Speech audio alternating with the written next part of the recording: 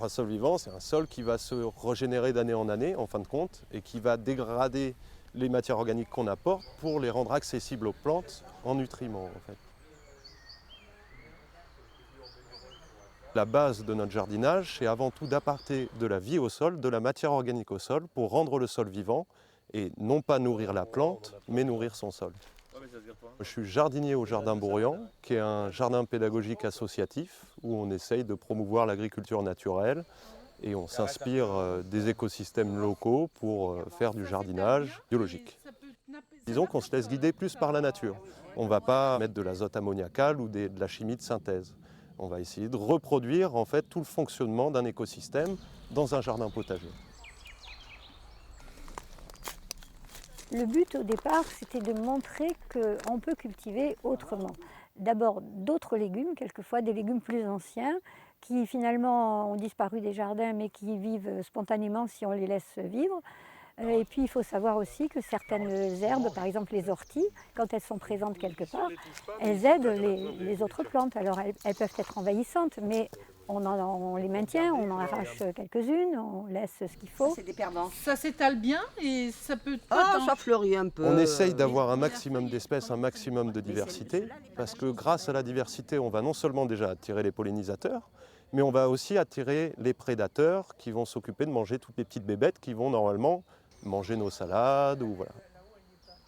On essaye de travailler avec des associations de plantes, donc on sait que certaines plantes vont repousser certains prédateurs de légumes ou attirer certains prédateurs d'autres insectes qui vont manger nos légumes. Donc voilà, c'est beaucoup de l'observation. Nous, ce qu'on essaye avant tout, c'est de conserver nos sols.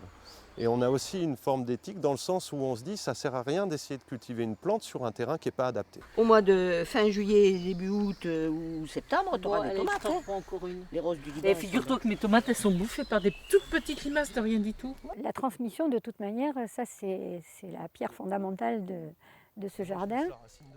On a fait un terrarium justement au Jardin Bourriand pour que les enfants puissent voir ce qui se passe en dessous de la terre. Les vers de terre qui, eux, font des galeries, remontent des éléments qui sont au fond et les remontent vers l'extérieur. Tous les petits animaux qui ne sont pas très jolis, les cloportes, les choses comme ça, mais qui vont manger les déchets de feuilles, d'herbes, etc. On s'est aperçu que finalement, on sert de lieu d'intégration en quelque sorte aux nouveaux arrivants, les nouveaux jeunes retraités ou des gens qui changent de vie et qui viennent sur des gagnacs ou sur la communauté de communes. Ça va faire de l'engrais du coup, et puis on peut même le mettre un peu au pied de la tomate, tu vois. D'accord. Et du coup, il y en a un peu partout à ramasser. Depuis quelque temps, il y a des gens qui sont accueillis. On a un centre d'accueil à Gourdon avec des migrants. Et quelques bénévoles du Jardin Bourriand vont donner des cours de français, par exemple, ou vont les aider pour des papiers ou autres. Et la proposition a été faite, est-ce que vous avez envie de venir jardiner? Il y en avait qui avaient déjà cette formation. Et du coup, on a un petit groupe d'Afghans, jeunes en général, qui viennent. Du coup, ils sont très... Bon, ça rajeunit un peu l'effectif. Et ils sont très actifs. Et se retrouver avec nous, ça reconstitue une famille pour eux. C'est l'échange culturel qui est intéressant. Surtout autour du jardinage qui nous réunit tous, parce que bon, par exemple la carotte à l'origine ça vient d'Afghanistan, donc dès qu'ils ont vu qu'il y avait des carottes dans le jardin, ça leur rappelle aussi un peu le pays. Et certains d'entre eux étaient agriculteurs, donc ils ont une connaissance aussi du sol qui n'est pas la même que la nôtre, quoi. Carotte.